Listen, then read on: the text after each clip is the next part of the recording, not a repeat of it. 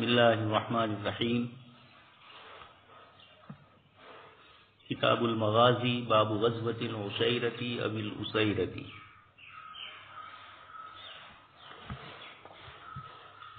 عزیز طلبہ، امام بخاری رحمۃ اللہ علیہ نے اپنی کتاب کا جو نام رکھا اور اس کے مطابق آپ نے اپنی کتاب میں اسلامی شریعت کے جتنے بھی اجزاء ہیں، عبادات ہو، معاملات ہو، معاشرات ہو، عقائد ہو، مخاصمات ہو، اخلاقیات ہو، ان تمام سے بحث کی اور اسی نسبت سے الجامع کا لفظ اس کے لیے استعمال ہوا. اس سے پہلے امام بخاری رحمۃ اللہ علیہ کتاب الجہاد کے عنوان سے جہاد، اس کے آداب، اصول، ضابطے، مال غنیمت کی تقسیم، دشمنوں کے ساتھ کس طریقے سے معاہدے کی جائیں، ذمیوں کے کیا حقوق ہے، ان تمام کو تفصیل سے بیان کر چکے ہیں. اب اس کے بعد جلد ثانی میں آپ نے کتاب المغازی سے پھر ایک عنوان شروع فرمایا اور اس میں آپ صلی اللہ علیہ وسلم کے غزوات اور سرایا جس میں آپ شریک نہیں ہو سکے ان تمام کو ذکر کیا. یہ امام بخاری رحمۃ اللہ علیہ نے دونوں کو گویا جہاد کی مشروعیت اور جہاد ایک مستقل عمل ہے اسلامی شریعت کا، اس کو الگ سے ذکر کیا. اور مغازی چونکہ آپ صلی اللہ علیہ وسلم کے ان غزوات کے سلسلے میں حضرات تابعین کے زمانے سے ہی مستقل مغازی کے عنوان سے اور مغازی اور سیرت کے عنوان سے کتابیں لکھنا شروع ہوئی، مضامین لکھنے شروع ہوئے، تو علماء اسلام کے درمیان اور محدثین مفسرین کے درمیان مغازی کی بھی ایک بہت بڑی حیثیت ہے. خاص کر کے جب حضرت عمر ابن عبدالعزیز رحمۃ اللہ علیہ مسند خلافت پر متمکن ہوئے تو آپ رحمۃ اللہ علیہ نے اس کا خصوصی اہتمام فرمایا. چنانچہ امام زہری رحمۃ اللہ علیہ اس سلسلے میں آگے بڑھے اور بھی دوسرے کچھ حضرات محدثین ہیں تابعین جنہوں نے مغازی کے سلسلے کے اندر بڑی محنتیں فرمائی. ابن شہاب زہری رحمۃ اللہ علیہ کے متعلق آتا ہے کہ آپ مدینہ منورہ کی عورتوں، بچوں اور بڑی عمر کے جو بزرگ ہوتے تھے ان سب کے پاس جاتے تھے اور ان کے گھروں میں جو مغازی اور آپ صلی اللہ علیہ وسلم کی سیرت کے متعلق جو معلومات ان کے آبا سے ان کو فراہم ہوئی یا براہ راست صحابہ کرام میں سے جو موجود تھے، امام ابن شہاب زہری رحمۃ اللہ علیہ نے ان تمام سے لے کر ان چیزوں کو جمع فرمایا. تو حضرت عمر ابن عبدالعزیز رحمۃ اللہ علیہ نے اس کا خصوصی اہتمام فرمایا. پھر اس کے بعد ابن شہاب زہری رحمۃ اللہ علیہ کو اللہ پاک نے ایسے شاگرد عطا فرمائے جنہوں نے ابن شہاب زہری رحمۃ اللہ علیہ کے اس عمل کو جاری رکھا اور اسی میں محمد ابن اسحاق کا نام آتا ہے. جیسے یہاں پر بھی باب قائم کرنے کے فوراً بعد امام بخاری رحمۃ اللہ علیہ فرماتے ہیں قال ابن اسحاق اول ما غزا. یہ جو جملہ امام بخاری رحمۃ اللہ علیہ نے فرمایا محمد ابن اسحاق کے متعلق، یہ 150 ہجری میں ان کا انتقال ہوا. یہ محمد ابن اسحاق رحمۃ اللہ علیہ ابن شہاب زہری کے شاگردوں میں ہیں. اسی طریقے سے موسیٰ ابن عقبہ یہ بھی ابن شہاب زہری رحمۃ اللہ علیہ کے شاگردوں میں سے ہیں. ان دونوں کو ایک خاص مقام حاصل ہے. لیکن موسیٰ ابن عقبہ کے متعلق امام مالک رحمۃ اللہ علیہ نے ان کی تعریف فرمائی، ان کی فضیلت ذکر فرمائی اور ان کو اپنا استاد ذکر فرمایا. محمد ابن اسحاق مغازی اور سیرت کے عنوان سے تو جب ان کی باتیں آتی ہے تو امام بخاری بھی جیسے یہاں لیا اور بھی بہت سی جگہ لیتے ہیں، لیکن روایت لینے کے سلسلے میں امام بخاری رحمۃ اللہ علیہ اور دوسرے حضرات نے محمد ابن اسحاق کی جرح و تعدیل کے مسئلے کے اندر کچھ حضرات نے ان پر کچھ جرح بھی کی ہے. اس نسبت سے محمد ابن اسحاق رحمۃ اللہ علیہ کی جرح و تعدیل کے سلسلے کی جو باتیں ہوگی وہ تو یعنی حدیث شریف کے سلسلے کی باتیں اس میں تو محدثین نے احتیاط برتا، لیکن مغازی اور سیرت کے عنوان سے جو گفتگو ان کی آئی اس کو لیا. یہ ہمیں اس بات کا سبق دیتی ہے کہ ایک شخص کے اندر کچھ خوبیاں بھی ہے اور کچھ کمیاں بھی ہے، تو جس موقع پر جس کی ضرورت ہو اس کے مطابق اس کی خوبیاں لی جائے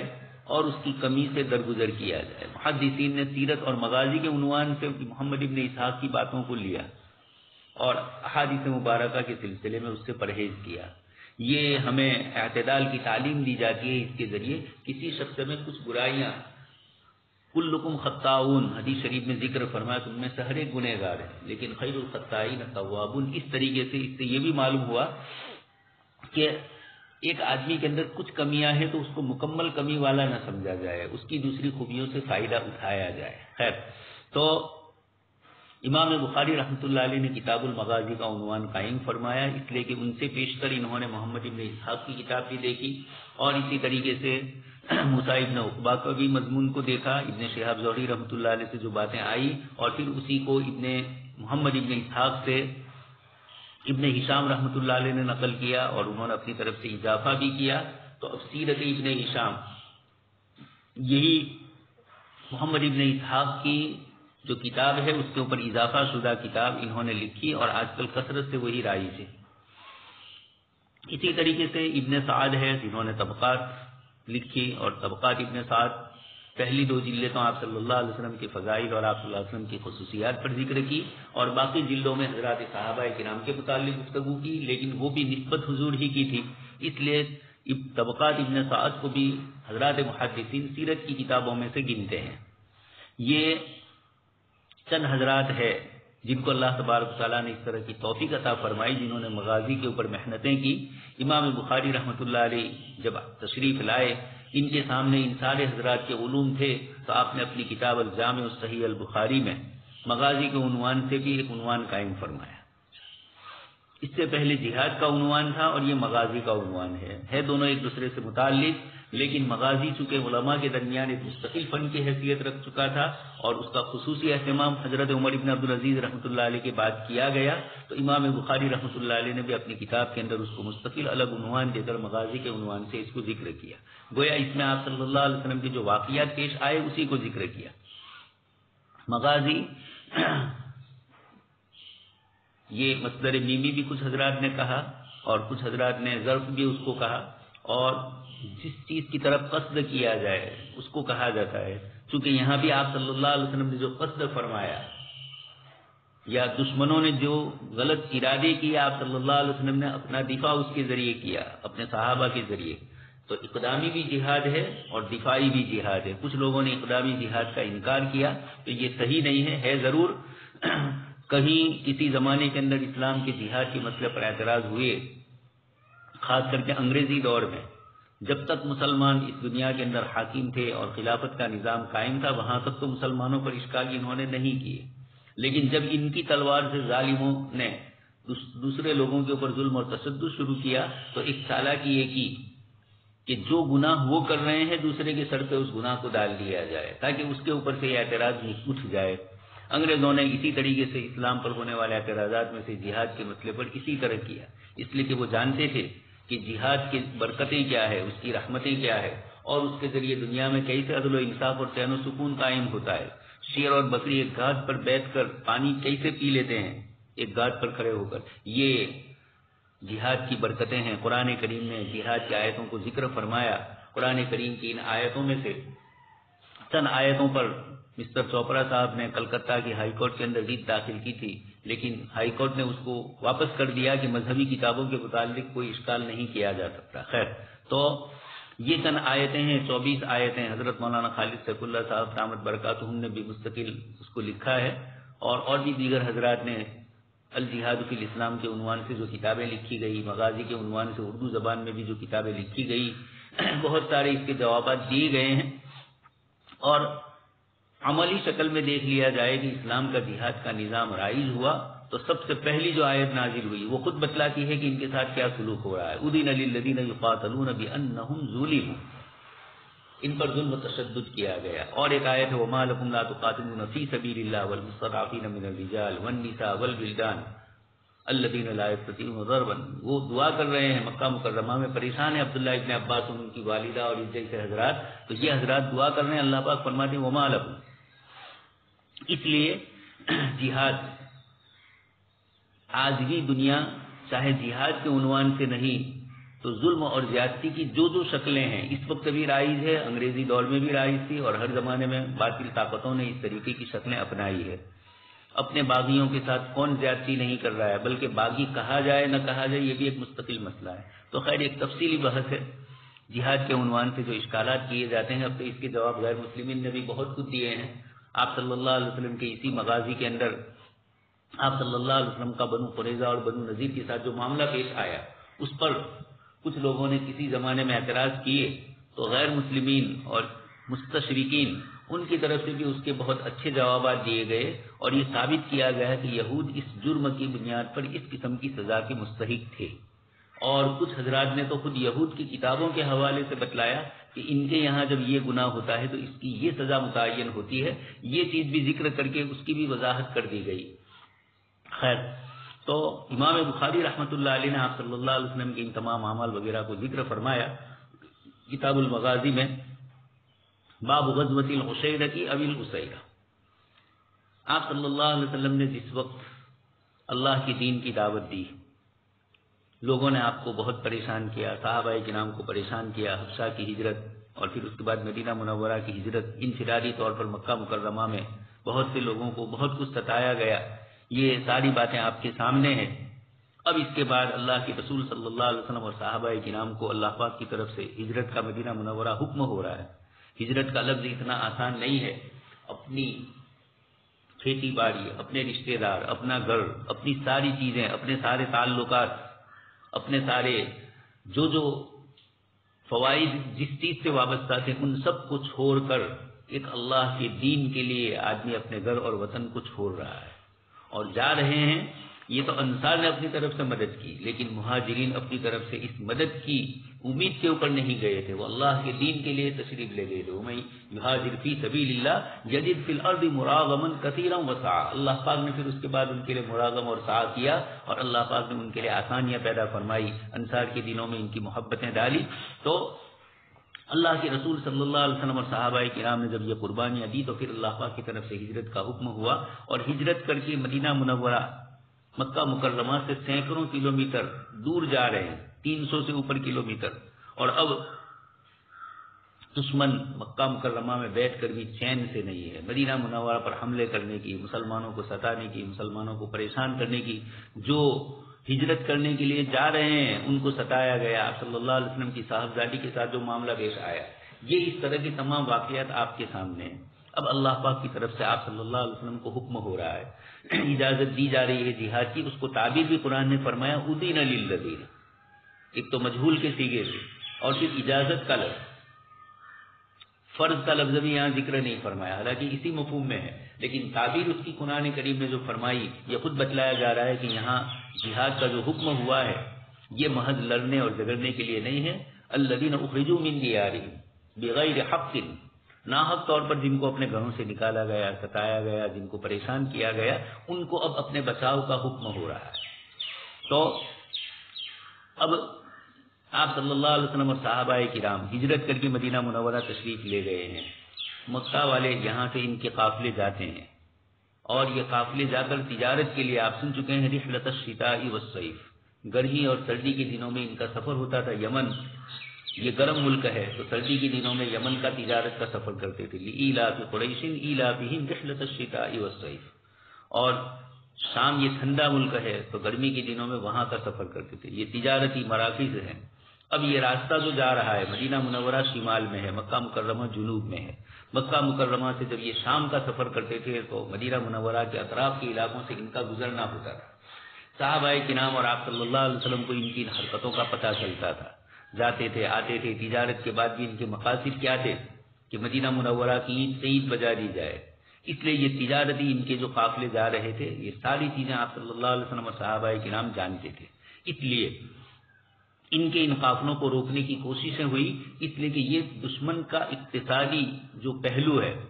اکنامک جو پہلو ہے، اس کو اس لیے کمزور کیا جانے کی کوشش کی جا رہی تھی کہ اس کے ذریعے یہ انسانی جان کی اور انسانی مال کی، انسانی عزتوں کی حق کر رہے تھے، بے عزتی کر رہے تھے. اس لیے اللہ تبارک تعالیٰ کی طرف سے یہ حکم ہوا اور آپ صلی اللہ علیہ وسلم اور صحابہ کرام نے اس طرح ان کی اقتصادی ناکہ بندی کرنے کی باتیں شروع کی. خود مکہ کے مشرکین نے بھی کہیں کہیں کسی کو اس طرح کے جملے کہے کہ بیت اللہ نہیں آنے دیں گے، یہ کریں گے، وہ کریں گے. جو صحابہ ایمان لاتے تھے ان کے ساتھ بھی اس طرح جیسا بھی ایک روایت آ رہی ہے حضرت سعد ابن معاذ کی، اور اس میں بھی ان کو یہ بیت اللہ کے طواف سے روکنے کی کوشش کر رہا تھا. انہوں نے بھی جواب میں یہی کہا کہ ہم بھی تو راستہ روکیں گے شام کا تمہارا. اور اسی طریقے سے دوسرے صحابہ کرام جو ایمان لائے انہوں نے بھی اسی طرح کی دھمکیاں دی. جب انہوں نے ان کو ستایا تو کہا کہ ناکہ بندی کر دیں گے. تو یہ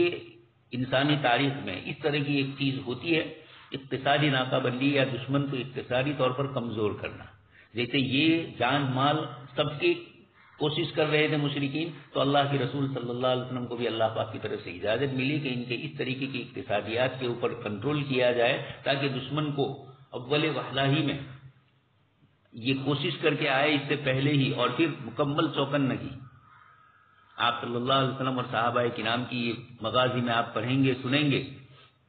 اتنا تیقظ اور استحضار ہوتا تھا دشمن کے سلسلے کی مکمل معلومات. ایک طرف اللہ پاک کی ذات عالی پر مکمل بھروسہ، اور دوسری طرف اسباب کے درجے میں جن چیزوں کو اختیار کرنا ہے. اللہ کے رسول صلی اللہ علیہ وسلم خود ہتھیار اپنے اوپر لگا رہے ہیں، آپ اپنے اوپر کھود لگا رہے ہیں. یہ دشمنوں کی جاسوسی کے لیے آپ آدمیوں کو مقرر کرتے ہیں اور ہر چیز کی آپ صلی اللہ علیہ وسلم کو اطلاع مل جاتی ہے. یہ مسلمانوں کو چوکنا کیا کہ دشمن سے ہر وقت چوکنا رہنا چاہیے. یعنی یہ اسباب کے درجے میں اختیار کرنا یہ توکل کے منافی نہیں ہے. آپ صلی اللہ علیہ وسلم نے یہ ساری چیزیں اپنائی،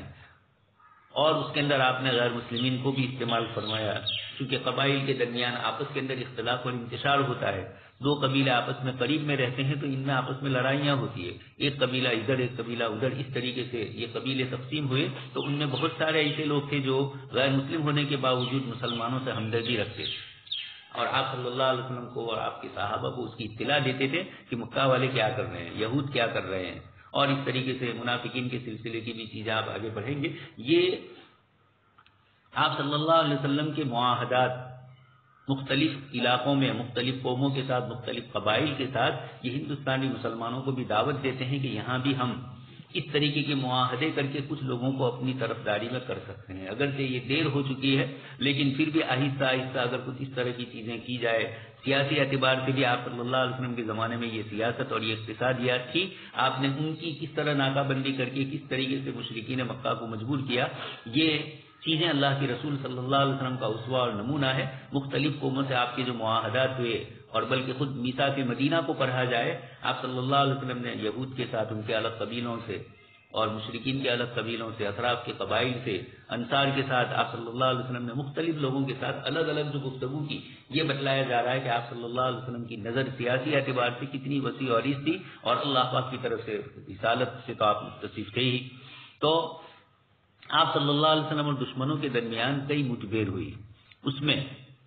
ایک تو سریہ کا لفظ بولا جاتا ہے، بعث کا لفظ بولا جاتا ہے، اور ایک غزوہ کا لفظ بولا جاتا ہے. عام متن تو یہی ہے کہ غزوہ وہی ہے جو جس میں آپ صلی اللہ علیہ وسلم بذات خود شریک ہوئے، اور سریہ وہ ہے جس میں آپ صلی اللہ علیہ وسلم نے، یا بعثن کا لفظ حدیث شریف میں آتا ہے آپ نے کسی جماعت کو بھیجا. یہ عمومی طور پر جہاں آپ صلی اللہ علیہ وسلم خود تشریف فرما نہیں ہوتے ہیں، یہ عام متن یہ لفظ اس طرح استعمال ہوتے ہیں. لیکن کہیں کہیں آپ روایت میں دیکھیں گے کہ وہ غزوہ ہے لیکن سریہ کا لفظ استعمال ہوا ہے، سریہ ہے لیکن اور بعث ہے لیکن اس کے اندر استعمال ہوا غزوہ کا لفظ. تو یہ عموم کے اعتبار سے اس طرح معانی مراد لیے جاتے ہیں، لیکن واقعات جو ہوتے ہیں وہ اس کی نمائندگی کر دیتے ہیں کہ یہاں غزوہ مراد ہے یا سریہ مراد ہے. دوسری چیز، آپ صلی اللہ علیہ وسلم کو دشمنوں کے ساتھ یہ جو مقابلہ ہوا، یہ کتنی، یعنی آپ کے غزوہ اور سرایا دونوں کا مجموعہ ملا کر کتنی تعداد پہنچتی ہے. محدثین کے نزدیک اس سلسلے کے اندر الگ الگ اقوال ہے، بلکہ خود پہلی ہی روایت جس کے اندر صحابی رضی اللہ تعالیٰ عنہ سے پوچھا جا رہا ہے کیا آپ صلی اللہ علیہ وسلم نے کتنے غزوے فرمائے،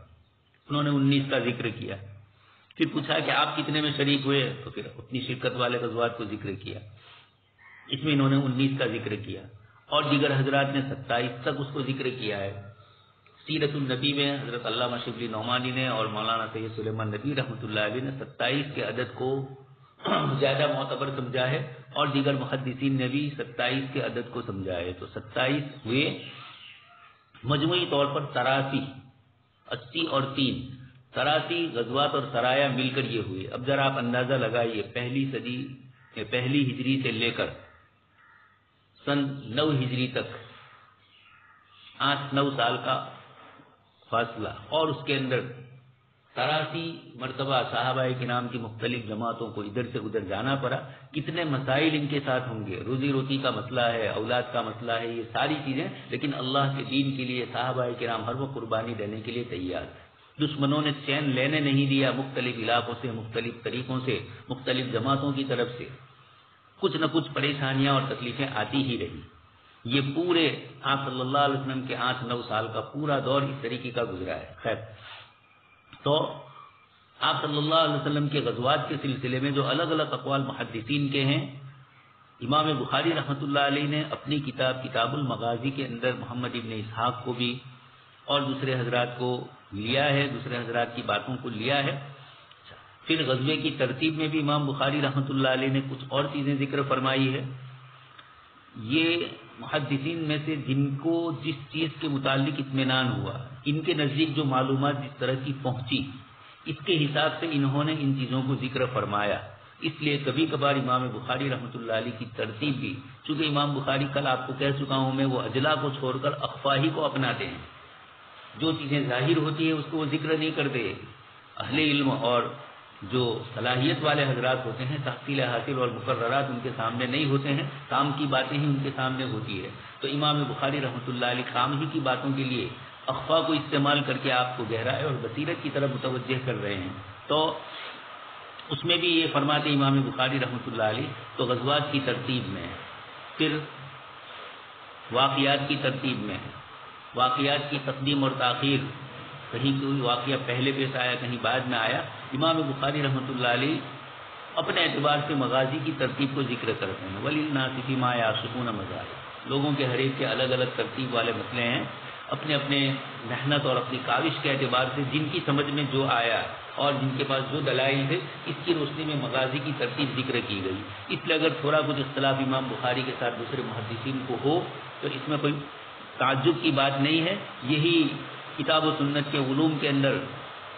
مختلف علماء کے مختلف اقوال ہوتے ہیں، ہر ایک کی الگ الگ کاوش ہوتی ہے. کسی کے یہاں اجمال پہنچتا ہے، کسی کو تفصیل پہنچتی ہے، کسی کو کوئی اس واقعے میں شریک ہونے والے آدمی کی طرف سے کوئی بات پہنچتی ہے اور کسی کو واسطے سے پہنچتی ہے. اس لیے یقیناً ان میں بہت سارے فروق ہو سکتے ہیں. تو یہاں پر آپ صلی اللہ علیہ وسلم کے صحابی رضی اللہ تعالیٰ عنہ حضرت زید ابن ارقم رضی اللہ تعالیٰ عنہ، ابو اسحاق فرماتے ہیں کہ میں حضرت زید ابن ارقم رضی اللہ تعالیٰ عنہ کے پہلو میں بیٹھا ہوا تھا. فقیل له، اور ان سے پوچھا گیا کہ آپ صلی اللہ علیہ وسلم نے کتنے غزوے فرمائے؟ تو حضرت زید ابن ارقم نے فرمایا، حضرت زید ابن ارقم وہ صحابی ہے جو اس وقت اتنی بڑی عمر نہیں تھی.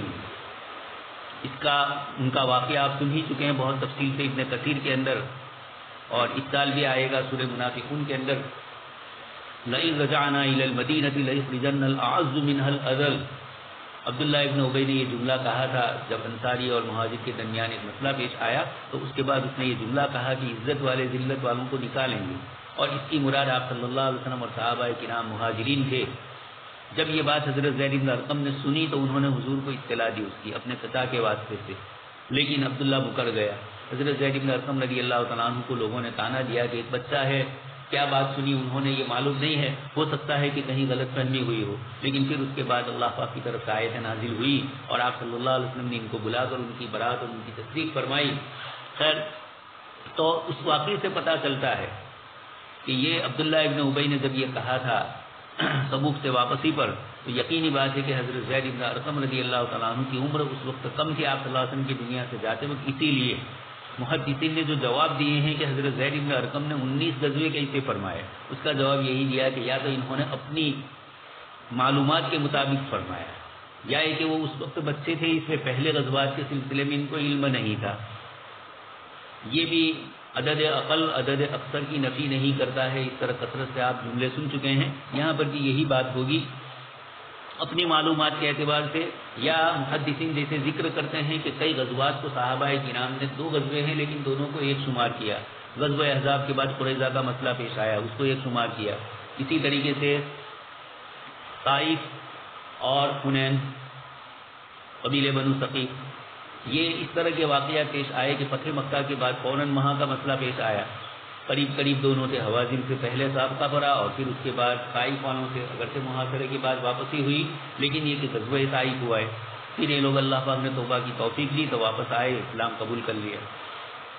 ان دونوں واقعات کو بھی محدثین ایک ہی شمار کرتے ہیں. تو ہر محدث کی اپنی تعبیر ہوتی ہے، اس اعتبار سے الگ الگ حضرات نے ذکر کیا. اچھا، امام بخاری رحمۃ اللہ علیہ سب سے پہلے غزوۃ العسیرہ او الاسیرہ، یہ بخاری کے جو مختلف نسخے ہیں اس کے اندر مختلف طریقے سے اس طرح کے جملے نقل کیے ہیں، بہت سارے اختلافات بھی ہے۔ ہمارے محشی حضرت مولانا احمد علی سہارنپوری رحمۃ اللہ علیہ نے حاشیے کے اندر الگ الگ جو اس کے بخاری کے نسخے ہیں اس میں الگ الگ جو کلمات ہیں ان سب کو نقل فرمایا آپ نے۔ اب یہ ہے امام بخاری رحمۃ اللہ علیہ نے سب سے پہلے عشیرہ کو کیوں ذکر کیا؟ بڑی سین ہی کے ساتھ ہے، چھوٹی سین والا جو ہے یہ غزوہ آپ صلی اللہ علیہ وسلم کا غزوہ تبوک ہوا ہے، اس کو قرآن کریم نے اسرہ من بعد الاسرہ کے لفظ سے تعبیر فرمایا ہے، الذین اتبعوہ فی ساعۃ العسرہ، یہ تبوک والے سال کو کہا جاتا ہے، اس لیے عشیرہ چھوٹی سین کے ساتھ اگر اسرہ مراد ہے تو یہ غزوہ تبوک مراد ہے، اور عشیرہ ہے تو یہ بدر کے واقعے سے پہلے جو واقعہ پیش آیا ہے اس کی طرف اشارہ ہے۔ تو ایک تو حضرت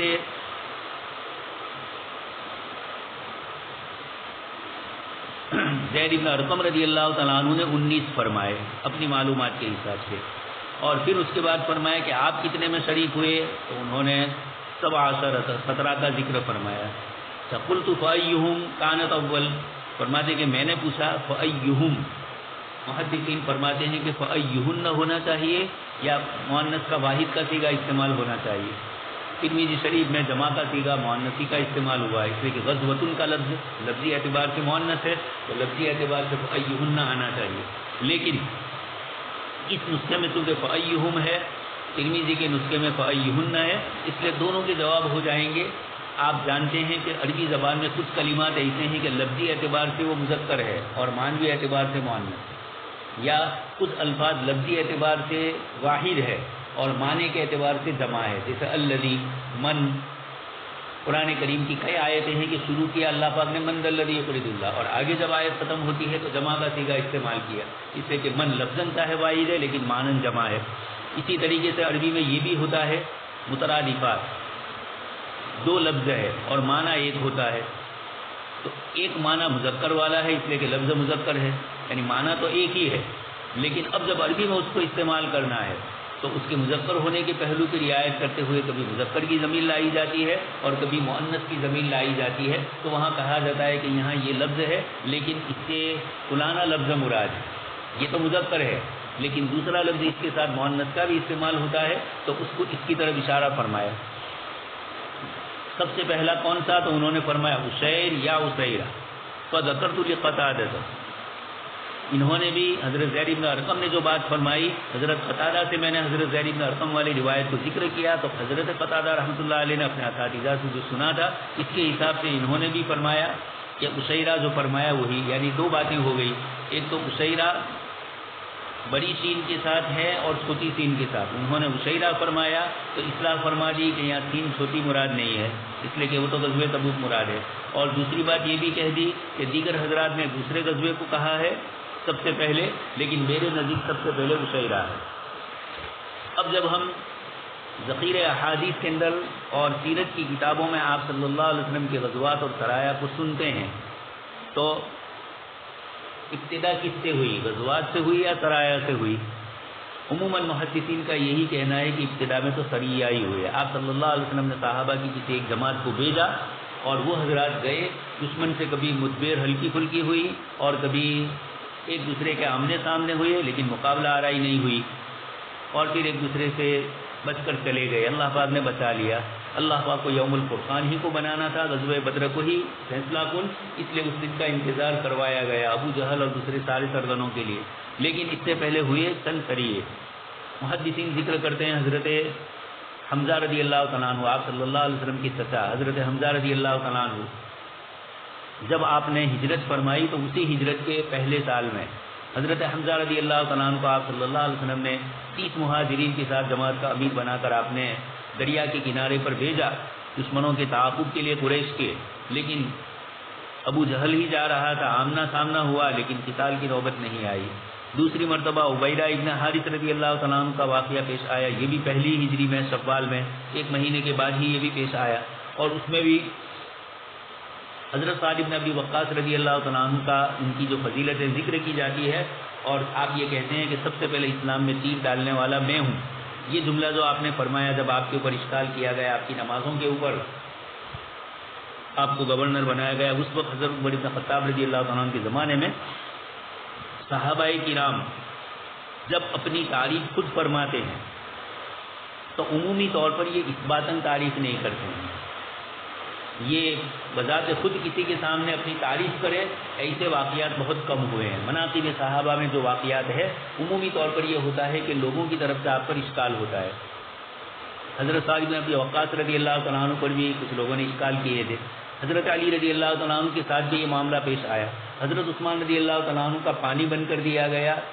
بلوائیوں کی طرف سے، تو اس موقع پر آپ نے فرمایا کہ فلانا کنواں، اور آپ صلی اللہ علیہ وسلم کے زمانے میں پانی کی تکلیف تھی صحابہ کو اور مسلمانوں کو، اور میں نے اس کو خرید لیا، اور اس طریقے سے یہ اپنے خریدنے کا ذکر آج فرما رہے ہیں، اس سے پہلے نہیں فرما رہے ہیں۔ یہ دلیل ہے اس بات کی کہ وہ حضرات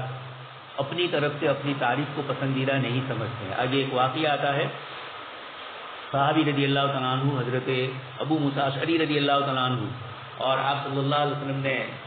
اصل تو واقعہ پیش آیا تھا حضرت عمر کا اور ایک صحابیہ رضی اللہ تعالیٰ عنہ کا، جنہوں نے حبشہ کی بھی ہجرت کی تھی اور اس کے ساتھ ساتھ مدینہ کی بھی ہجرت فرمائی بعد میں۔ تو حضرت عمر رضی اللہ تعالیٰ عنہ نے ان سے ہنسی مذاق میں کچھ جملہ کہا، وہ بڑی عمر کی عورت حضور کے پاس آئی، آپ صلی اللہ علیہ وسلم نے ان کی تعریف فرمائی، تو حضرت ابو موسیٰ اشعری رضی اللہ تعالیٰ عنہ فرماتے ہیں کہ ہمارے جو ساتھی تھے جو آپ صلی اللہ علیہ وسلم کی خدمت میں حبشہ کی ہجرت سے واپس مدینہ آئے، یہ حضرات بار بار اس صحابیہ رضی اللہ تعالیٰ عنہ سے اور کبھی حضرت ابو موسیٰ اشعری سے پوچھتے کہ وہ واقعہ کیا پیش آیا، خوشی کا اظہار کرنے کے لیے، تو اگر اللہ پاک کسی نیکی کی توفیق دے بندے کو اور اگر وہ اپنی نیکی کے اوپر کچھ خوش ہوتا ہے تو اس کی نفی نہیں ہے، یہ ریاکاری نہیں ہے۔ آپ جملہ سن چکے ہیں، حضرت ابو ہریرہ نے فرمایا کہ اللہ کے رسول صلی اللہ علیہ وسلم کبھی آدمی یہ چاہتا ہے کہ میرا کپڑا اچھا ہو، میرے جوتے اچھے ہو، آپ صلی اللہ علیہ وسلم نے فرمایا کہ یہ ریاکاری نہیں ہے، لیکن یہ ایک عجیب و غریب ریاکاری شرک خفی ہے، ایک ایسی مخفی چیز ہے کہ جس کا پتہ جب تک کسی اللہ والے کے سامنے اپنے کو رگڑا نہ جائے، اپنے نفس کے ساتھ مسلسل مجاہدہ نہ کیا جائے، وہاں تک پتہ نہیں چلتا ہے۔ خیر بات دور جا رہی ہے، تو حضرت سعد بن ابی وقاص رضی اللہ تعالیٰ عنہ نے اس غزوے کے اندر، اس سریے کے اندر تیر پھینکا تھا، اسی لیے اول من رما یہ جملہ حدیث شریف میں آتا ہے، یہ اسی نسبت سے فرمایا گیا، اس میں بھی قتال کی نوبت نہیں آئی۔ تیسرا، حضرت سعد بن ابی وقاص ہی کی سرکردگی میں ذوالقعدہ 1 ہجری میں آپ صلی اللہ علیہ وسلم نے ان حضرات کو پہنچایا اور یہ گئے، اور اس موقع پر بھی قتال کی نوبت نہیں آئی۔ پھر اس کے بعد یہ 3 تو سریے تھے، پھر اس کے بعد غزوے پیش آئے، اس میں ابوا، بوات اور عشیرہ۔ یہ عشیرہ تیسرا غزوہ ہے، لیکن عموماً محدثین نے عشیرہ کو پہلے نقل کیا۔ امام بخاری رحمۃ اللہ علیہ نے بھی اس مسئلے کے اندر عشیرہ کو ذکر کیا۔ امام بخاری رحمۃ اللہ علیہ کا مقصد تو دوسرا ہے، آپ چونکہ غزوہ بدر کو ثابت کرنا چاہتے ہیں، اس لیے امام بخاری رحمۃ اللہ علیہ بدر کے ثبوت کے لیے عشیرہ کو ذکر کر رہے ہیں، اس لیے کہ عشیرہ سے واپسی کے بعد ہی یہ بنیاد بنا ہے، یعنی جس وقت یہ گئے دشمن، یہ ابو سفیان کا قافلہ اس وقت تو بچ گیا جب شام جا رہا تھا اور وہی عشیرہ تھا، لیکن جب واپس آ رہا تھا تو پھر اس کے بعد مسئلہ پیش آیا، اور پھر آپ صلی اللہ علیہ وسلم اور صحابہ کرام تشریف لے گئے اور بدر کا معرکہ پیش آیا، تو بدر کا پیش خیمہ اور بدر کے واقعے کے لیے سبب جو ظاہری بنا ہے وہ عشیرہ بنا ہے۔ امام بخاری رحمۃ اللہ علیہ اصل تو بدر کو ثابت کرنا چاہتے ہیں، اس لیے عشیرہ کا ذکر آپ نے فرمایا، ورنہ عام متن محدثین یہی فرماتے ہیں کہ عشیرہ تو تیسرا غزوہ، 3 سریے پہلے ہوئے اور پھر اس کے بعد 3 غزوے ہوئے، اس میں ابوا آپ صلی اللہ علیہ وسلم خود تشریف لے گئے، لیکن یہاں بھی قریش کا قافلہ نکل چکا تھا، لیکن کچھ قبیلے تھے ان سے آپ صلی اللہ علیہ وسلم نے صلح فرمائی۔ اسی طریقے سے بوات یا بوات دونوں لفظ بولے جاتے ہیں۔ آپ جب مکہ مکرمہ سے مدینہ منورہ جائیں گے، اللہ پاک توفیق عنایت فرمائے اپنے پیارے گھر کی زیارت کی، تو آپ دیکھیں گے کہ جب آپ مکہ مکرمہ سے جائیں گے مدینہ کی طرف تو تھوڑی دور کے بعد ایک بورڈ آئے گا یمبوک کا، اور عشیرہ کا بورڈ بھی آگے آتا ہے۔ ہم لوگ جا رہے تھے سفر میں، میرے ساتھ بخاری شریف پڑھانے والے ایک دوسرے مولانا تھے، میں نے ان کو کہا، وہ سوئے ہوئے تھے، میں نے کہا کہ یہ قیمتی موقع نہیں ملے گا، کتاب المغازی میں جو پہلے عشیرہ ہے یہی عشیرہ، یہ جگہ یہاں قریب میں ہے، لب سرخ تو نہیں ہے، اندر ہے، لیکن اس کا بورڈ وہاں لگایا گیا ہے، یہ تاریخی لفظ ہے، حدیث شریف کا لفظ ہے۔ اچھا، اسی طریقے سے ایک کتاب ابھی چھپی ہے جس کے اندر اطلس الحدیث النبوی، آپ صلی اللہ علیہ وسلم کی احادیث کا اطلاق، اس کا نقشہ، اس میں ایک تو وہ روایت ذکر کرتے ہیں جس روایت میں جس جگہ کا ذکر آیا، پھر اس کے بعد وہ جگہ کہاں ہے، عربی میں اس کا پورا تعارف کرواتے ہیں، فتح البلدان وغیرہ جو اس طرح کی جغرافیہ کی کتابیں ہیں ان کے حوالے سے، اور تیسرا یہ کرتے ہیں کہ وہ دنیا کا عالمی نقشہ بناتے ہیں، اور اس میں پھر وہ جگہ سعودی میں ہے تو کہاں ہے، شام میں ہے تو کہاں پر ہے، تو بڑا نقشہ بھی چھوٹا نقشہ بھی، اور اس طریقے سے یہ سمجھاتے ہیں۔ یہ بھی اللہ تبارک و تعالیٰ نے اللہ کے رسول صلی اللہ علیہ وسلم کی احادیث سے لوگوں کو جس جس قسم کا تعلق ہوا، محبتیں ہوئی، اور احادیث مبارکہ میں جو مقامات آئے لوگوں نے اس پر بھی مستقل کتابیں تصنیف کی۔ اس سے ہمیں اس بات کی طرف بھی اشارہ کیا امام بخاری رحمۃ اللہ علیہ نے اور دیگر حضرات نے، جیسے کل آپ سن چکے ہیں، امام بخاری کے ایک محدث کو سنین کا جاننا اس کے لیے بہت ضروری ہے، اور اسی طریقے سے جغرافیہ کی معلومات بھی اس کو ضروری ہے۔ امام بخاری کا سفر نامہ، امام مسلم کا، امام ترمذی کا، اس اطلس الحدیث النبوی کے اخیر کے اندر یہ 12 محدثین کے سفر نامے بھی لکھے ہیں، اور اس کو بھی نقشے سے بتلایا ہے۔ امام بخاری اپنے وطن سے پہلے کہاں گئے، پھر اس کے بعد کہاں گئے، پھر کہاں علم حدیث کے حصول کے لیے گئے، یہ پورا رحلہ اور یہ پورا سفر کہاں کہاں کا ہوا نقشے کے ذریعے اس کو بتلایا، تاکہ ہم جیسے طالب علموں کو پتہ چلے کہ اتنی شاندار سواریوں کے ساتھ قریب کے مدرسوں میں ہم پڑھتے ہیں، اور ہر جمعرات کو، بلکہ کچھ لوگ تو ایسے بھی ہیں کہ دوپہر کے کھانے کے بعد بھی گھر کی زیارت کے لیے تشریف لے جاتے ہیں۔ یہ جو اتنی اپنے آپ کو وطن سے دور کرنا اور اپنے آپ کو علم کے لیے وقف کر دینا، تبھی آدمی کچھ نہ کچھ حاصل کرتا ہے۔ بقدر القدر تکتسب المعالی من سہت اللیالی، جس نے راتوں کو اپنی قربان کی وہی آدمی کامیاب ہوتا ہے۔ تو اس لیے یہ بھی جاننا ضروری ہے احادیث مبارکہ میں جن جگہوں کے نام آئے، عمومی طور پر کوشش کی جائے کہ اس کو سمجھا جائے، تاکہ اس کی روشنی کے اندر، جیسے ہمارے یہاں عربی چہاروں میں کتاب رکھی ہے جزیرۃ العرب، یہ اسی لیے یہ کتاب عربی چہاروں میں رکھی ہے کہ احادیث مبارکہ سمجھنے کے لیے، قرآن کریم کی تشریح اور تفسیر سمجھنے کے لیے جزیرۃ العرب، جہاں آپ صلی اللہ علیہ وسلم اور صحابہ کرام مختلف علاقوں میں آباد تھے اور ایک جگہ سے دوسری جگہ کا سفر ہوا، یہ مغازی ہوئے، تو یہ کہاں سے کہاں کا، اب بدر کا واقعہ ہے 150 کلومیٹر کا فاصلہ ہے، 48 کلومیٹر کا فاصلہ ہے۔ گزشتہ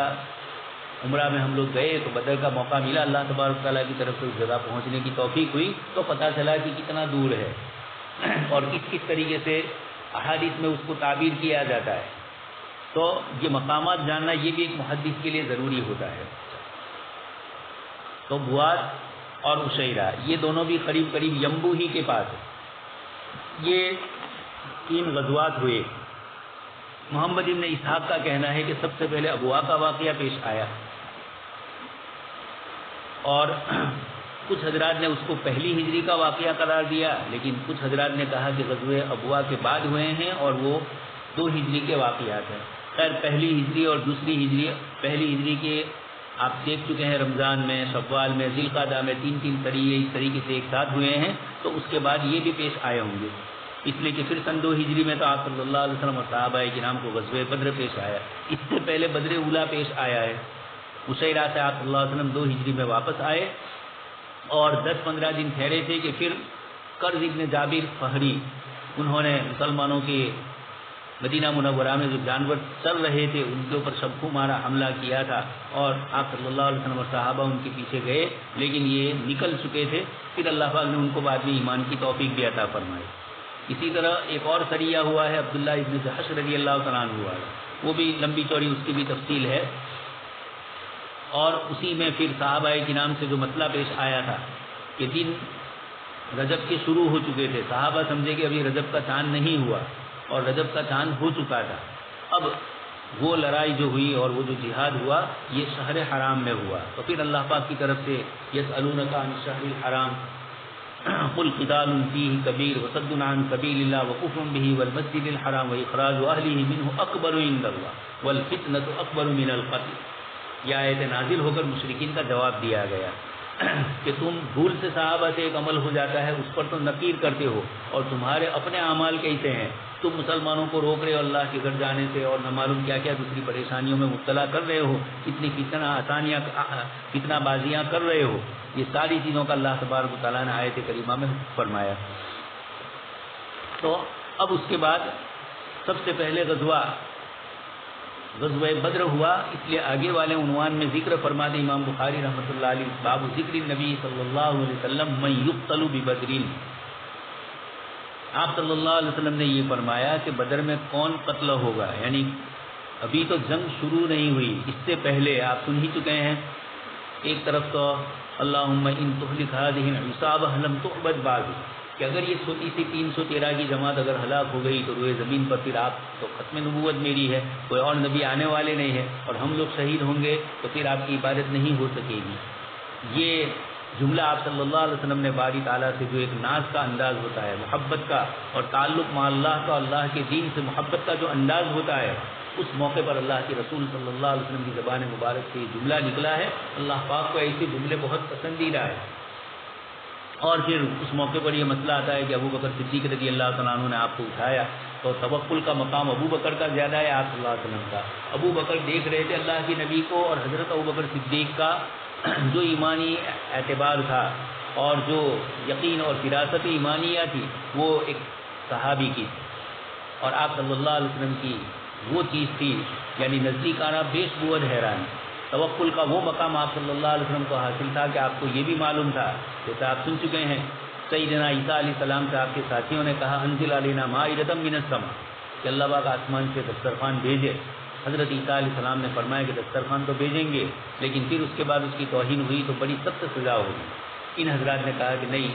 یہ درخواست تو ایسی نہیں ہے، اس کے مقابلے میں اگر اس کی ناقدری ہوئی تو اللہ پاک کی طرف سے کیا ہوگا۔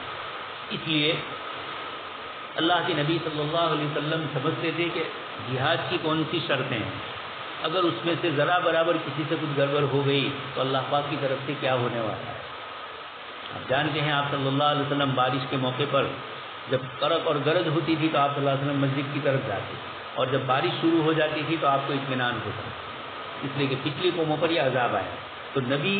ان کی نظر بہت دور کی ہوتی ہے، اس لیے فوراً اس کے بعد حضرت ابوبکر نے تسلی دی، اور ادھر اللہ کے نبی فرماتے ہیں سیہزم الجمع ویولون الدبر، اور پھر آپ صلی اللہ علیہ وسلم فرماتے ہیں ابو جہل یہاں مرے گا فلاں جگہ پر، اور صحابی فرماتے ہیں کہ دوسرے دن جب یہ موقع پیش آیا ہر ایک کو ہم نے وہیں پایا جہاں آپ صلی اللہ علیہ وسلم نے فرمایا۔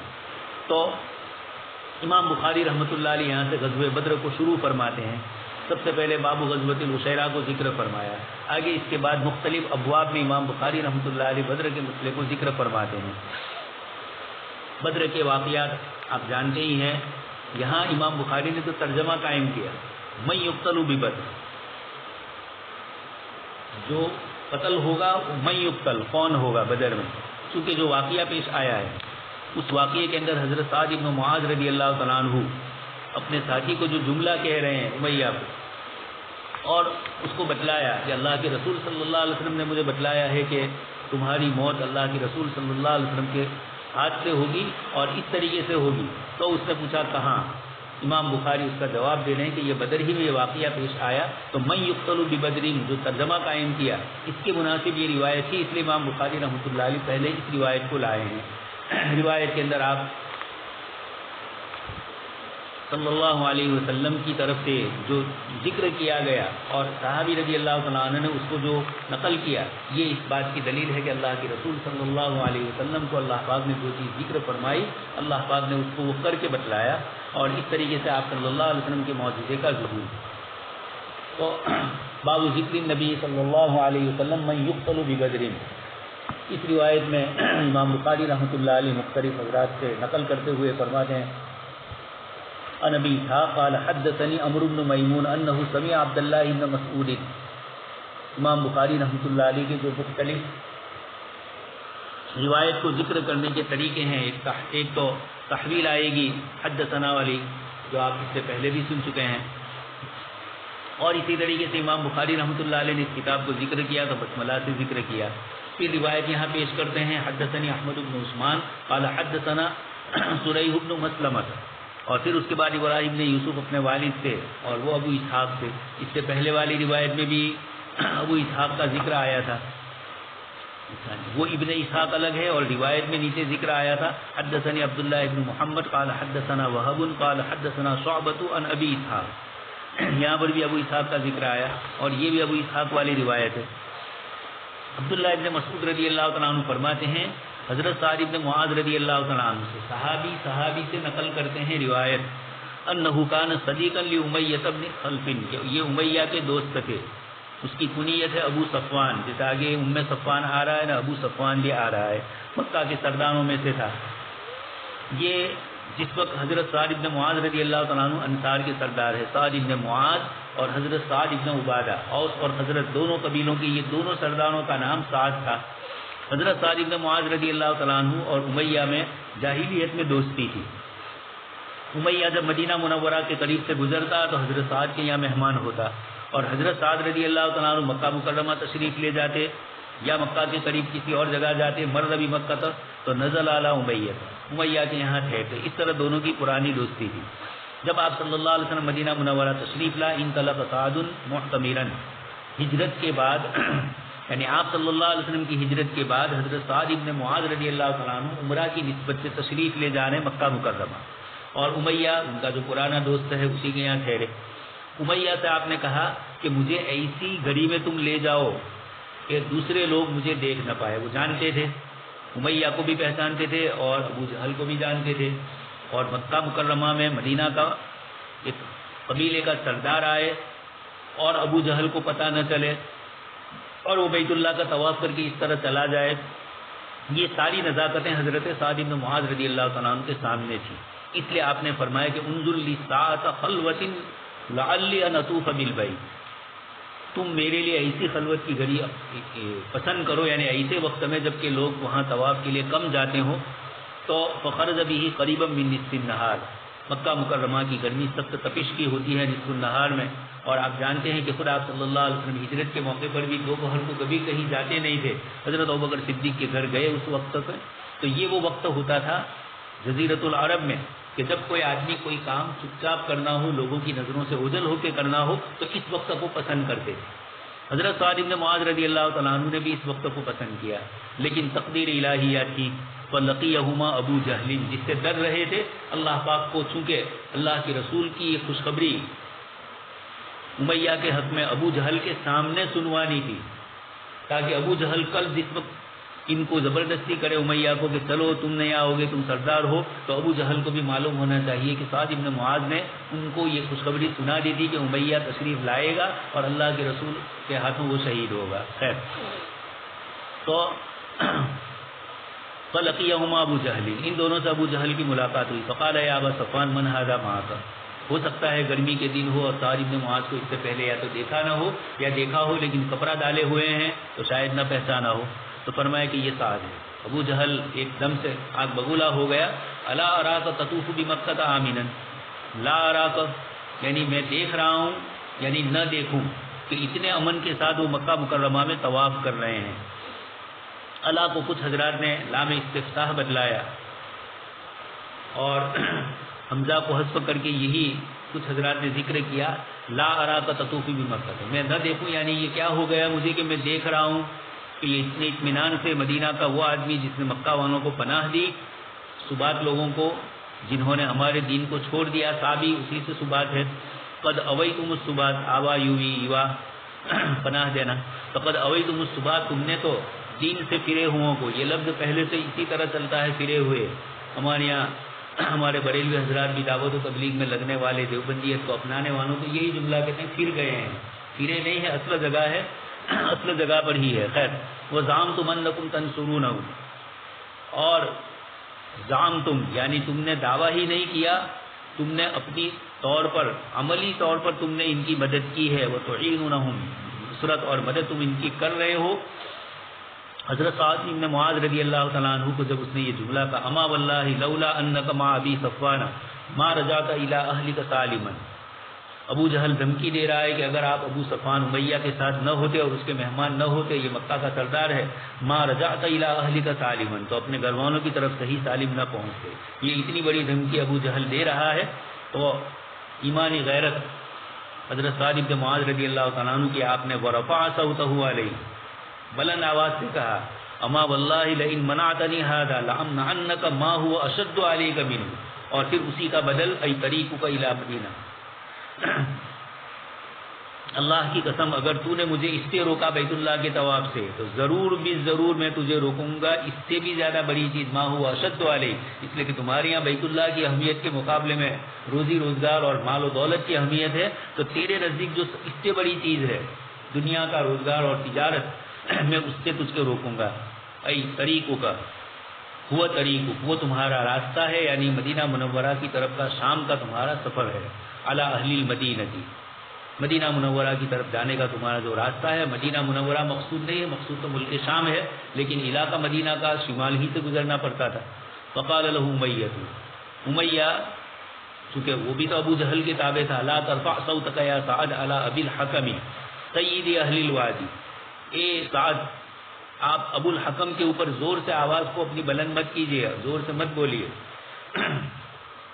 سید اہل الوادی، یہ حضرت اس وادی کا سردار ہے۔ حضور کو بھی اس نے کہا تھا اولا لک فاولا ثم اولا لک فاولا، جب یہ آیت نازل ہوئی اور آپ صلی اللہ علیہ وسلم نے اس کا کپڑا پکڑ کر اس کو یہ کہا تو اس نے کہا کہ کیا آپ مجھے دھمکی دیتے ہو جبکہ میں اس وادی کا سردار ہوں۔ دو پہاڑوں کے بیچ کی جو کھلی جگہ ہوتی ہے اس کو کہا جاتا ہے وادی، اور ہمارے یہاں وادی سرسبز و شادابی کو کہا جاتا ہے گجراتی میں، لیکن عربی زبان میں وادی دو پہاڑوں کے بیچ کے خالی حصے کو وادی مینا، وادی عرفات، پہاڑوں کے بیچ میں یہ جو کھلی جگہ ہے اس کو کہا جاتا ہے۔ خیر،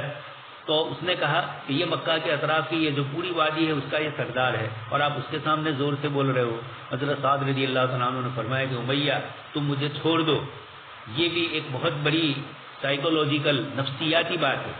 حضرت سعد رضی اللہ تعالیٰ عنہ نے اس موقع پر غنیمت سمجھا کہ وہ بات کہی جائے جو امیہ کو اور ابو جہل دونوں کے لیے پریشان کن ہو اور بات کا رخ مڑ جائے۔ یہ بھی بڑی سمجھداری ہوتی ہے۔ کوئی آدمی آپ کو کوئی اشکال اور کوئی اعتراض کرے تو ہر اعتراض کا جواب دینا آپ کے ذمے نہیں ہے، ہر اشکال کا جواب دینا آپ کے ذمے نہیں۔ دینی باتیں اپنی جگہ پر ہے، گفتگو یہاں دوسری بھی ہے۔ ایسے سوالات ابھی 2-3 دن پہلے ایک صاحب سوال کر رہے تھے کہ جمعرات کے دن مچھلی کھانا جائز ہے کہ نہیں۔ میں نے کہا یہ کہاں سے لائے؟ تو کہا کہ وہ یہودیوں کے اوپر مچھلی سنیچر کے دن ناجائز تھی۔ میں نے کہا امت محمدیہ میں بیٹھ کر اب شریعت اسلام محمدی کی بات کرو، تو کہا نہیں ساتھی بیٹھے ہوئے تھے تو بات چلی۔ میں نے کہا بات عبادتوں کی چلاؤ، ایسی بیکار بکواسات اور ایسی بحثوں میں مت الجھو جس کا قبر میں سوال نہیں ہونے والا ہے۔ آج کل امت اسی قسم کی بیجا چیزوں کے اندر، اور قرآن کریم نے کئی جگہ پر فرمایا اوت الجدل، یہود کے متعلق آیت کریمہ میں بھی نازل ہوا اور احادیث مبارکہ میں بھی آپ صلی اللہ علیہ وسلم نے فرمایا کہ جس کو جگرا دیا گیا، جس کو بیکار کی باتیں دی گئی، کر کے لایا آنی، جو حدیث شریف میں ذکر فرمایا، یہ اس وقت اہل علم کے درمیان بھی یہ چیزیں بہت چلتی ہے۔ اپنے کام سے ہم کام رکھیں، کتاب و سنت کے علوم کے ساتھ لگیں گے، دنیا اپنی جگہ پر چلتی رہے، ورنہ یہ اس قسم کے لاک ڈاؤن کے وقت کے اندر لوگ فرصت علی خواہ ہوتے ہیں تو ادھر ادھر کی بکواسات اور ادھر ادھر کسی پر الزام، کسی پر اشکال، کسی پر کیا، اور بے تکی، بے سنی ہوئی، عجیب سنی ہوئی، کچی سنی ہوئی بیجا باتیں۔ حضرت مولانا ابرار صاحب رحمۃ اللہ علیہ فرماتے تھے خبر کی تعریف صدق اور کذب کا احتمال رکھتی ہے۔ یہ اخبارات، یہ سوشل میڈیا، یہ سب صدق اور کذب کا احتمال، بلکہ اب تو کذب ہی کذب ہے دنیا کے اندر۔ اس لیے اس قسم کی چیزوں میں لگنے سے اپنے اوقات کو ضائع نہ کیا جائے۔ اور آپ صلی اللہ علیہ وسلم سے ولید آیا اور آپ صلی اللہ علیہ وسلم سے اس نے چند سوالات کیے۔ آپ صلی اللہ علیہ وسلم سے اس نے کہا کہ تمہارے والد اور تمہارے دادا حالت کفر میں نہیں تھے، ہماری طرح نہیں تھے۔ اب یہ ایک بڑا عجیب و غریب سوال تھا، لیکن اس کے جواب دینے کی ضرورت نہیں تھی۔ جب وہ سب کچھ بول چکا تو آپ صلی اللہ علیہ وسلم نے فرمایا یہ ابو الولید عتبہ، ابو الولید تم بول چکے؟ اس نے کہا ہاں۔ پھر آپ نے حامیم سجدہ کی آیتیں پڑھی، اس سوال کا جواب ہی نہیں دیا، اس میں سب جواب آ گیا۔ اور جب آیت آئی اللہ پاک کی طرف سے عذاب کی تو اس نے خود ہی حضور کے منہ پر ہاتھ رکھ دیا کہ اب مت پڑھو، اس لیے کہ آپ ساتھی کو امین ہو اور اللہ کا کلام ہے۔ مکہ والوں پر بھی وہی آئے گا جو پچھلے لوگوں پر آیا، فرعون اور حامان اور شداد پر جو آیا اور عاد و ثمود کے اوپر آیا، یہ ہم پر بھی آ سکتا ہے۔ تو خیر، مجھے تو یہ بتلانا تھا کہ اللہ کے رسول صلی اللہ علیہ وسلم نے اس موقع پر جو جواب دیا اس کے اشکال کا جواب نہیں دیا۔ اس لیے ہر اس قسم کی چھوٹی موٹی ادھر ادھر کی باتوں کے جوابات دینے کی اہل علم کے پاس فرصت نہیں ہوتی ہے۔ آج کل لوگ سوشل میڈیا پر سوال کرتے ہیں، مسئلے پوچھتے ہیں، یہ طریقہ بھی صحیح نہیں ہے۔ اطمینان سے سوال لکھ کر دو اور اطمینان سے جواب لکھا جائے۔ فون کے اوپر سوال کے جوابات دینا، اس میں مفتی بھی کبھی غلطی اس سے ہو سکتی ہے، اور خاص کر کے طلاق کے مسائل ہو، وراثت کے مسائل ہو، وہ مسائل جن کا تعلق حقوق سے ہے، وہاں ذرا گڑبڑ ہو گئی۔ حقوق اللہ میں تو آپ گڑبڑ کی تو اللہ سے توبہ اور استغفار ہوگا، لیکن حقوق العباد میں تو آپ نے کہا، سامنے والے نے پکڑ لیا اور اب آپس میں اختلافات ہو رہے ہیں اور کتاب و سنت کے احکام آپ سے ٹوٹ رہے ہیں، آپ ذریعہ بن رہے ہیں، اس لیے اس میں احتیاط ضروری ہے۔ خیر مجھے آپ کو یہ بتلانا ہے کہ حضرت سعد نے اس مسئلے کو طول نہیں دیا، یہ بڑی سمجھداری کا کام ہوتا ہے۔ کبھی دشمن صاحب الجھ جائے تو یہ ضروری نہیں ہے کہ اس کی ہر بات کا جواب دے کر اس سے اس طریقے سے آپ الجھ جاؤ کہ آپ کا اصل کام اور آپ کی اصل جو انرجی اور جو طاقت ہے یہ صرف ہو جائے۔ پرانے مسائل ہے غیر مقلدین کے ساتھ، ایک صاحب ہے تھوڑے تھوڑے دن کے بعد غیر مقلد ہے، 3 طلاق کا مسئلہ، فلاں مسئلہ سوال کرتے ہی رہتے ہیں، اس کا جواب ہی نہیں دیتے ہیں، ایک مرتبہ جواب دے چکے ہیں، اب اس کے بعد بار بار اس قسم کے سوالات دوسرے کام کاج میں بھی تو ہم مشغول ہے، اس سے اہم تو ایک تو اہم اور دوسرا ہے کہ وہ جو واقعہ اور جو موقع ہو اس موقع پر اختلاف اور انتشار مزید دوسری نئی چیز پیدا کرے فتنہ۔ یہاں حضرت سعد بن معاذ رضی اللہ تعالیٰ عنہ نے بات بدل دی، لیکن بدل کر ایسی بدلی اور ایسی چیز فرمائی جو ان دونوں کے لیے بڑی بھاری تھی۔ دعنا عنک یا امیہ، امیہ مجھے چھوڑ دیجئے، فواللہ لقد سمیت، یعنی اس بات کو چھوڑ دیجئے، اور میں اب تمہیں ایک اور خبر دے رہا ہوں، میں نے اللہ کے رسول صلی اللہ علیہ وسلم کو فرماتے ہوئے سنا ہے، انہم قاتلوک، انہم جمع کا صیغہ یہاں استعمال ہوا، مراد یہی ہے کہ آپ اکیلے نہیں ہیں، آپ اور آپ کے صحابہ، اور انہم حالانکہ سعد بھی ان میں شریک ہے لیکن انہم کا صیغہ فرماتے ہیں۔ یہ بھی ایک عجیب و غریب تعبیر ہے کہ وہ جو جن کو تم نے مکہ مکرمہ سے نکالا ہے، یہ حضرات آگے آ رہی ہے بحث۔ غزوہ بدر میں جانے سے پہلے آپ صلی اللہ علیہ وسلم نے صحابہ کرام کے سامنے گفتگو فرمائی، چونکہ انصار کے ساتھ جو معاہدہ ہوا تھا عقبہ اولیٰ میں اور عقبہ ثانیہ میں جو ایمان لائے تھے، مینا کی وادی کے اندر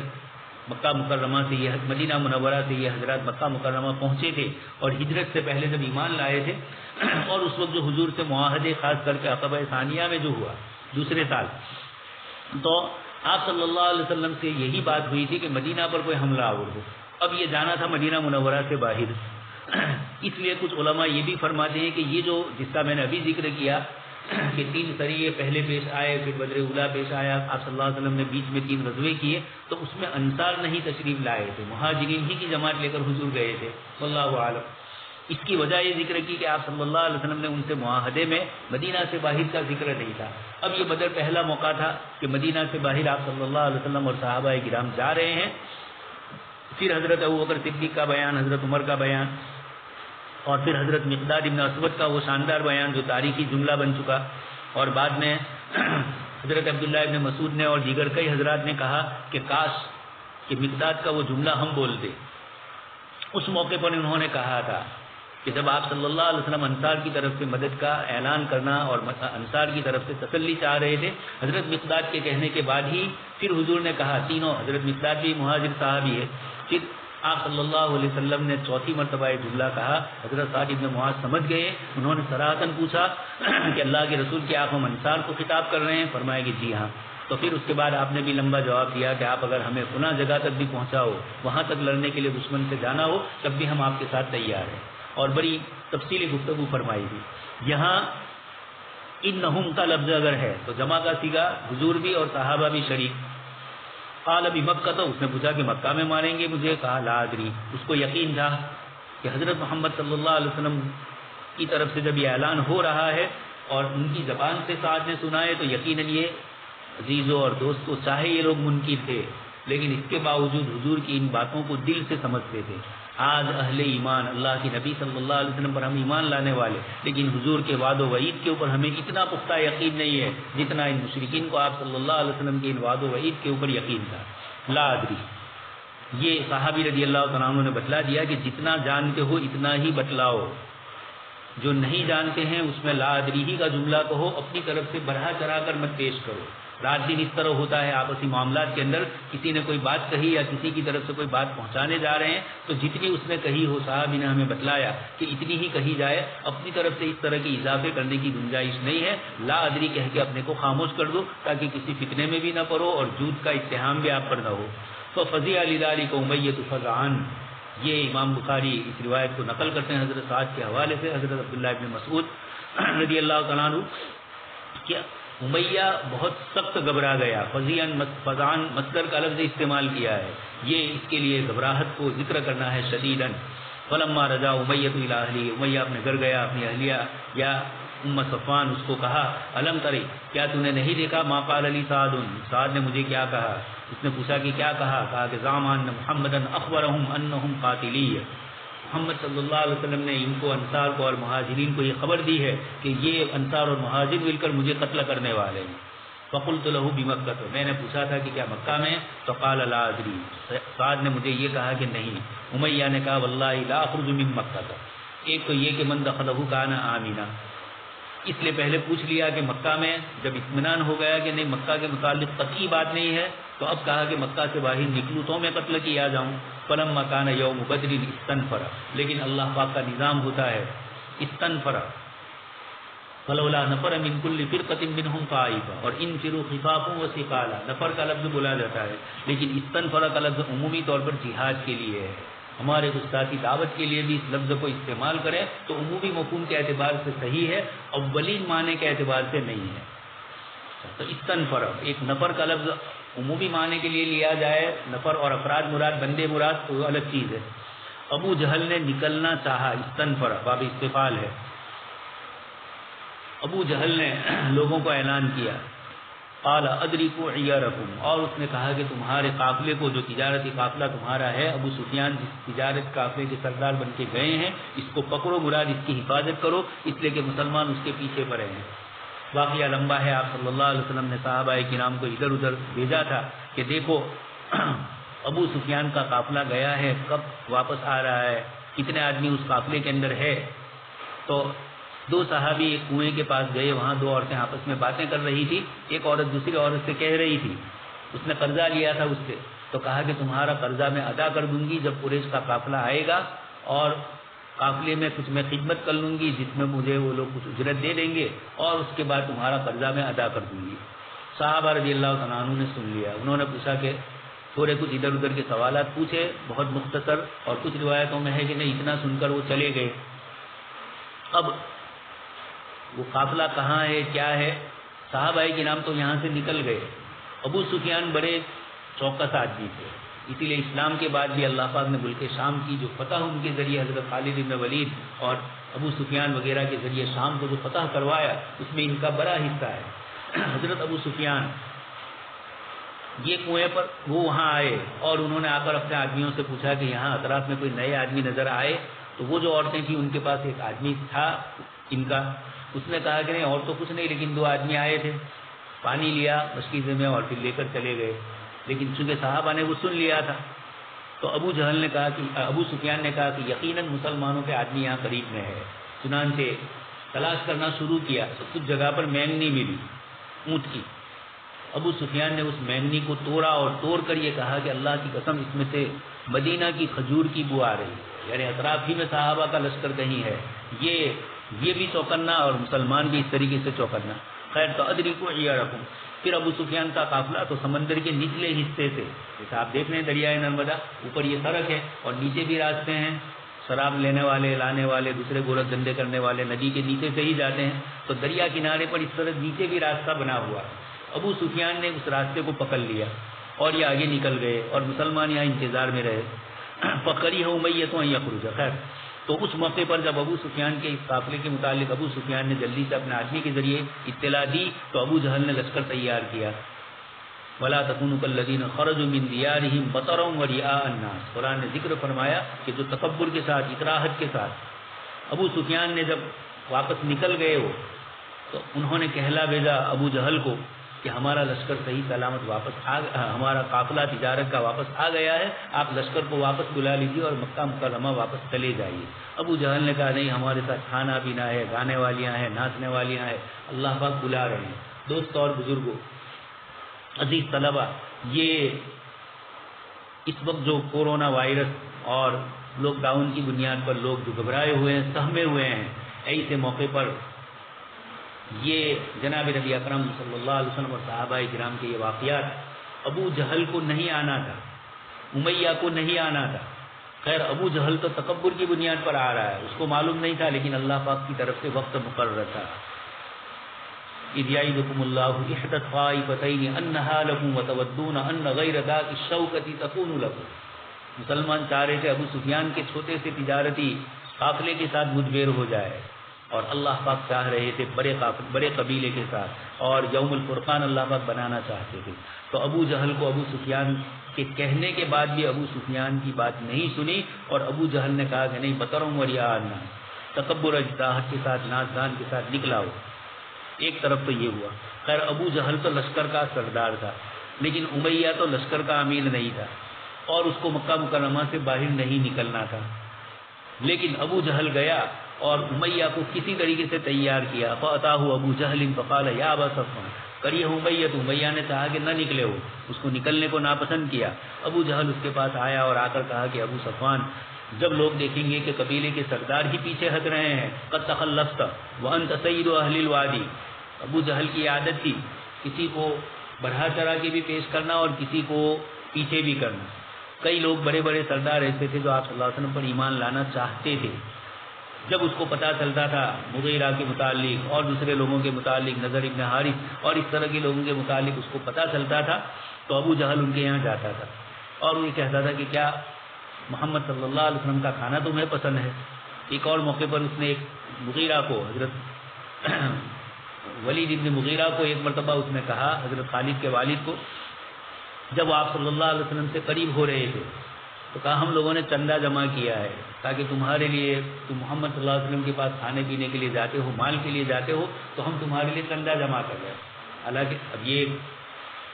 جاہلیت کا قبیلے کا سردار، جاہلی عصبیت، خاندانی قبائلی، اور اس کو یہ کہا جائے، اور عربوں میں بخل کو سب سے ناپسندیدہ سمجھا جاتا تھا، بخل کی عادت، اسی لیے حدیث شریف میں فرمایا مومن بخیل نہیں ہوتا ہے۔ تو خیر عربوں کو یہ چیز انتہائی ناپسندیدہ تھی، تو لیکن وہ بیوقوف تھا، اس نے حضور سے ملاقات ہی چھوڑ دی۔ تو سب حمزہ نہیں بنتے ہیں کہ ابو جہل نے ذرا چھیڑا، حضرت حمزہ نے ماتھا کوڑ دیا۔ پھر وہ حضور کے پاس آئے اور کہا کہ بھتیجے میں نے ایسا کیا، اللہ کے نبی نے فرمایا کہ سچا آپ ایمان لاؤ، یہ مجھے پسندیدہ ہے۔ پھر اللہ پاک نے توفیق عنایت فرمائی۔ خیر تو یہاں ابو جہل انت سید اہل الوادی سے اس کو پان چرا رہا ہے اور اس کو ابار رہا ہے۔ تخلفوا ما کا، تو پیچھے رہے گا تو سب لوگ بھی پیچھے رہ جائیں گے اور لوگ نکلیں گے ہی نہیں۔ فلم یزل بھی ابو جہل، یہ عادت تھی اس کی، فلم یزل بھی